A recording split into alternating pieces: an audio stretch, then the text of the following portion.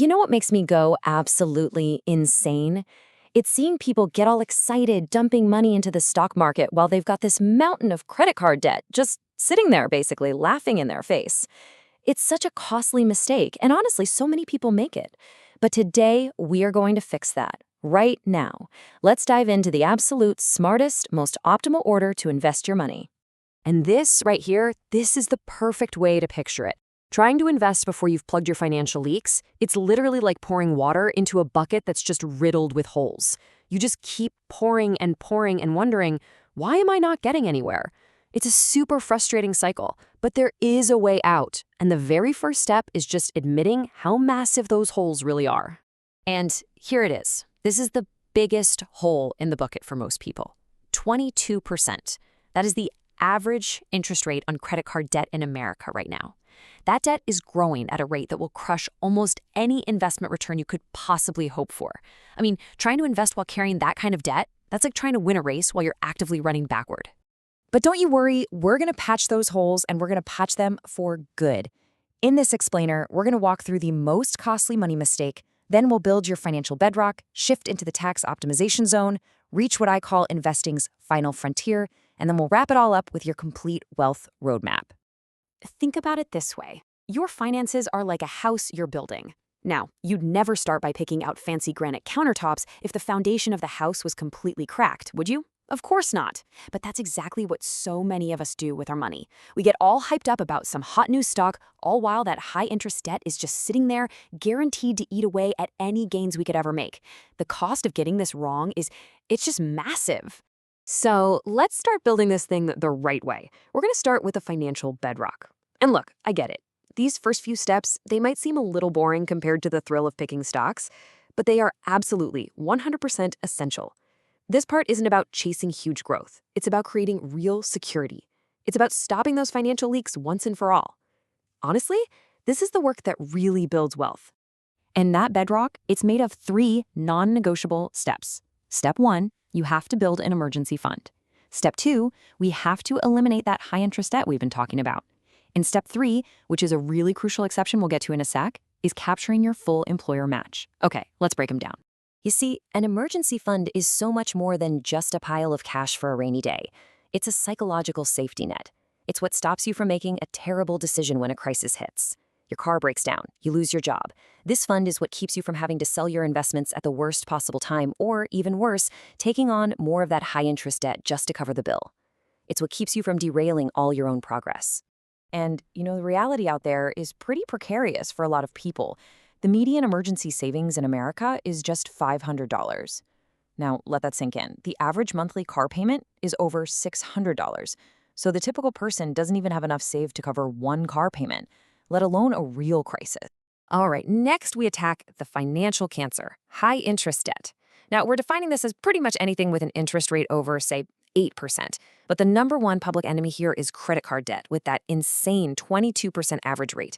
Paying this off isn't just a good idea, you guys. It's a guaranteed investment return. That's a better return than you'll ever get in the stock market, year after year. And the absolute best way to do this is with the debt avalanche method. It's actually really simple. You just pay the minimum on all of your debts, and then you take every single extra penny you have, and you throw it at the debt with the highest interest rate. You just attack it until it's gone. Then you roll all that money to the next highest. It is, mathematically, the fastest and cheapest way to get out of debt, period. Okay, so now we come to the one, the only, major exception to the pay off all your debt first rule, and that is the employer match. If your company offers a retirement match, this is an opportunity you cannot pass up. It is literally free money that your employer gives you, but there's a catch. They only give it to you if you contribute to your own retirement account first. So why is this the exception? Because an employer match is often a 50 or even a 100% guaranteed return on your money, instantly. There is no other investment on planet Earth that can promise you that. So the strategy is simple. You contribute just enough to your 401k to get the full match, and then you immediately pivot right back to destroying that high-interest debt. Okay, so once that bedrock is solid, you've got your emergency fund, your high-interest debt is gone, and you're getting that sweet employer match, now we get to shift from defense to offense. We are now entering the tax optimization zone. This is where we make our money grow as efficiently as humanly possible, mainly by legally shielding it from taxes. And this brings us to a really key decision: traditional versus Roth. So here's the deal. With a traditional account, you get a tax break today, but you'll pay taxes when you pull the money out in retirement. With a Roth, it's the opposite. You pay taxes now, but your withdrawals in retirement are 100% tax-free. The simple rule of thumb: if you think you're going to be in a higher tax bracket in the future, go with the Roth. If you think you'll be in a lower one, go traditional.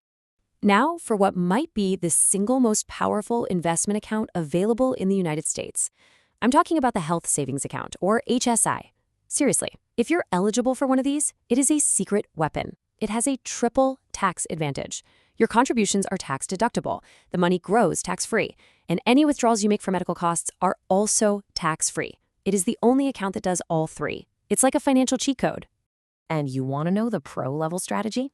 If you can afford it, pay for your current medical expenses out of pocket and just keep all the receipts. Let that money in your HSA stay invested, just compounding and growing for years, even decades. Then, way down the road in retirement, you can reimburse yourself for all those old expenses completely tax-free.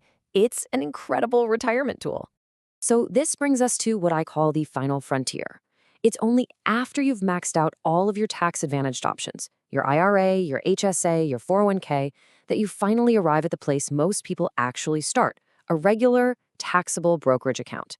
And believe me, there is a very, very good reason this comes last on the list. And that reason is something called tax drag. See, in a taxable account, you're getting taxed every single year on dividends and capital gains.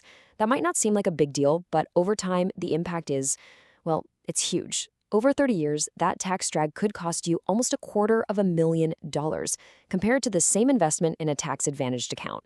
That is a staggering amount of money to just give away.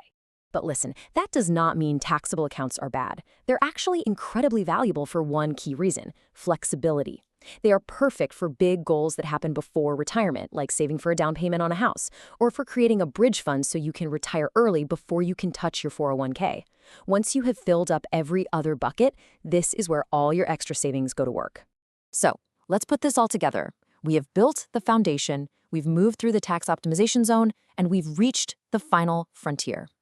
Now I'm going to give you the complete step-by-step sequence that you can just follow to build your wealth in the most efficient, smartest way possible. Okay, here's the order. Write this down. Number 1, build a small starter emergency fund, maybe $1,000 to $2,000. 2, contribute just enough to get your full employer match. 3, destroy all of your high-interest debt. 4, go back and fully fund your emergency savings to 3 to 6 months of expenses. And only then do you start maxing out your tax-advantaged accounts, first the IRA, then the HSA, then the rest of your 401k. And anything left over after all of that, that's what goes into your taxable account. And there you have it. You are no longer trying to fill that leaky bucket. You have the exact roadmap to build real, lasting wealth by doing the essential stuff first. Your future self is going to thank you for this, I promise. So the only question left is, where on this roadmap are you going to start?